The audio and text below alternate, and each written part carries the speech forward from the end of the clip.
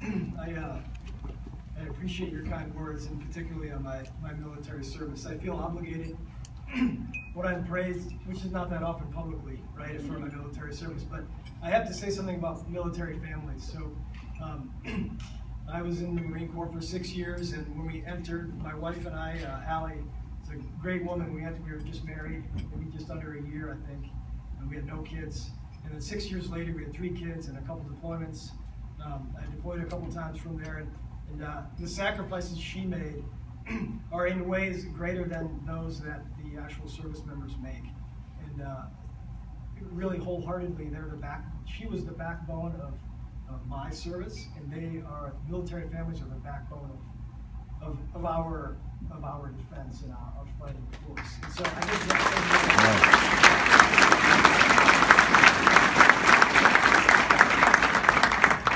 so. I also want to thank Patty for helping me get here and coordinate. I live in upstate New York, but she really helped me out she really helped me get here, and Tom Connell too, for, like Dan said, remembering me and facilitating this whole thing. I really appreciate it, Tom.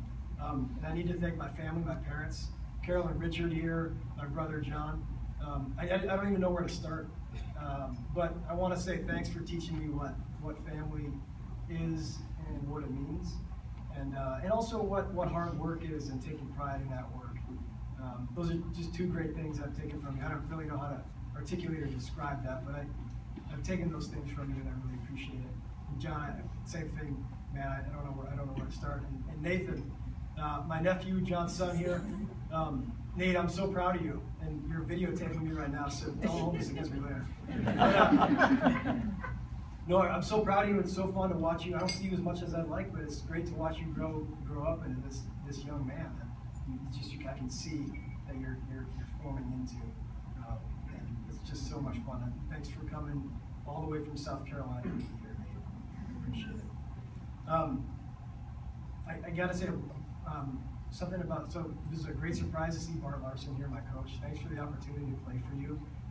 And I'll echo Dan's point on focusing on the right things. I remember you talking to us about playing our best hockey at the end of the year when it mattered. You didn't get flustered when we lost an early game, and I took that in sports for the rest of my career, focusing on playing well, a crescendo throughout the season. And each year, that's what you focused on. I think a lot of coaches miss out on that, and they get wrapped around the axle through the regular season. It's impressive that you had that foresight. And just as a coach, I think that's really unique in terms of from what I've seen at the college, I'll say, and professional level. And my teammates, I gotta thank you guys here, my friends. I couldn't have grown up with a better bunch of guys. They're sitting right here. Tom Bennett, Aronofsky, Peter Armbrust, Dan Carlson. I saw Matt Hansen. I don't know where you are, Matt, but I want to just say, Pete. I've always thought you were a really great leader and a really independent thinker, and I've always admired you for that. And Dan, you certainly made me a better player than I made you. I appreciate your comments earlier, but it was really great watching you play. Just a disciplined yet exciting player. It was a lot of fun. But thanks for your words earlier. I want to transition. I can't thank. I'm like seeing Bob Heckrell and Steve Heckrell out here, and all these people. I want to thank everyone, but I want to transition a little bit. The message I want to convey really is the value of community here tonight. And Tim and Dan mentioned some of that. And there are 3 people in the room who, 2 of which have invited to be here. Tom, I knew you were going to be here, but I want to recognize 3 teachers that I had in Edina High School, and so this is going to be 3 kind of public thank yous, because I don't get a chance to thank. Who gets a chance to thank their teachers publicly, right? So first, Tom Connell. I had sociology with Tom, and I just want to thank you for being really my first role model outside of my family. You had a way of connecting with us in high school that I could say I didn't have from any other high school teacher. And you introduced us to like appropriately to young adulthood. So Tom would talk to us about like his kid. I don't know how old your kid was when I was a senior. How old? 2 years old or less? Yeah. So he would talk about like these, you know, you can imagine the stories. Sociology is teaching us about societal norms and mores, but he's also like educating us on growing up, right? And like connecting with us in a way that really stuck with me. And yeah, he said one day, you probably don't want to be where I'm at, ever. Right? You hear these stories about this kid and like, life seems boring, but he's like, but just understand as your responsibility goes up, the joy in life increases in kind. And I just like, I've always stuck with me. And just not the kind of stuff you hear from teachers. So thanks for kind of opening up what life after high school, college would be like. Tom, I really appreciate it. And then Lonnie Screntner, history teacher, right here at my table. Your classes, as I said earlier tonight, were very difficult, and I don't know a way to characterize your teaching. I mean, you had a very contagious passion for history that I think we all felt. So one day, I think unannounced, Mrs. Screntner showed up in like full Southern Belle garb, right? Like full dress, the bonnet or whatever the hat is, like the hat and the accent, like a Southern accent. She just shows up and just starts teaching the class. And she engages the whole class. I think it was 11, maybe it's junior or senior year, engages the whole class for an hour. She debates us. She takes the position of like an antebellum, pro-slavery Southern Belle. And we're like challenging her, and she's challenging us back. I mean, that's remarkable to me. It's remarkable. And I remember sitting in that class and thinking, you know what? I remember thinking history, I got to think of history as people and not just something I'm reading in a book. Right? That was a real eye-opener for me. I mean, to this day. Right? And I studied ancient Greek history in college. That gave me a sense of a value for a sense of civic duty, which I can directly attribute to joining the Marine Corps in 2006. Right? It's a very important instruction for me, and I thank you for it. And then finally, Mrs. Cussler, Betsy Cussler, so American literature and English composition, American literature. I think I had you for 2 years, and I just can't thank you enough for the skill with which you taught us.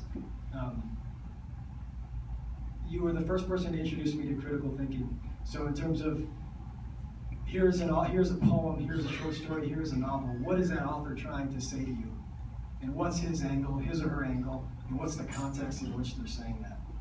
And I think what's important about that is it's a very short step to human relations and leadership, right? So in the Marine Corps, we learn lead by example, and then you learn know your Marines, right? And you can't know your Marines if you're not thinking critically about them and treating them as individuals. And it really was just a short jump from the lessons you taught me to facilitating leading Marines, which is the privilege of my life, right? And the other thing is I would say some of the characters and the lessons that you taught, I feel as though they were just last month. In particular, Nick Adams, right? So Hemingway's common short story protagonist. In one in particular, right? So in Big 200 River 2, the short story, Nick Adams he's had a tough past, and Hemingway takes us with him as he fishes, and they take him through his tackle, he's setting up his tackle, he's catching these beautiful fish, he's like having a cup of coffee and smoking a cigarette, and you just want to be there with this guy, right? All the good things in his life, and he's on this beautiful river, but then there's this swamp, and the swamp is the tough parts in his life, and it's Nick is okay with the swamp being there. It's dangerous. There's big fish in there, but it's dangerous, right? The currents are fast, the roots are dangerous, the water's deep, and he thinks, I don't need to go there today. I can coexist with that, but I'm gonna tackle that someday. And it was, look, I've lived I won't say privileged life, but this is a great community. And it's a good life. I have 4 beautiful children. I have a strong life. I have great parents. But we all have learned have something that we just have trouble confronting right now. And so maybe down the line when we're stronger, we confront that. I remember that lesson that you taught us, and I can't thank you enough. So I want to tie this back up briefly into sports, which is why we're here. So the pressure of high school sports. I've never been more nervous for a game, for an athletic event, than I was for my first home varsity hockey game my sophomore year. I think we played Burnsville. I was nervous. I mean, the whole community that I knew, I'd seen 100 games in that rink. I was so nervous. Never been more nervous in my life. So I mean, just think of the power. You have that competitive sport coupled with this community. And I, tonight, am thanking all those people, my family, friends, coaches, teammates, but in particular these 3 teachers who are representative of our great school, this great high school, right? So the 2 of those together I think is unique. You don't get that in college, right? You don't get that in college, you don't get that in professional sports.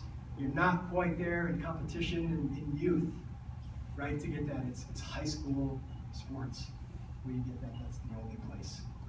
And so I really appreciate the recognition tonight, but I just find myself as much as possible wanting to reflect all of that onto these 3 teachers. So if you could stand up and everyone could join me in a round of applause.